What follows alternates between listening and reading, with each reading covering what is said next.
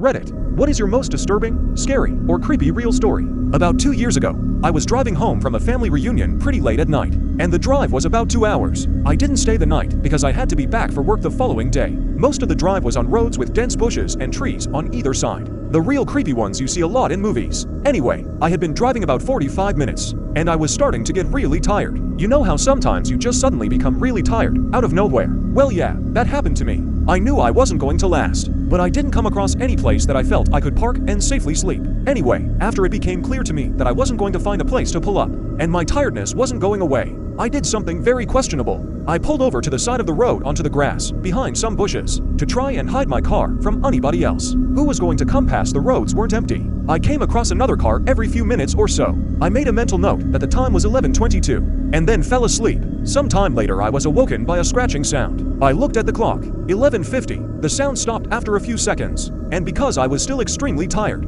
I didn't bother looking around and simply went back to sleep. I was later awoken by the same sound, and it was now 12:40. This time it really freaked me out because the sound didn't stop.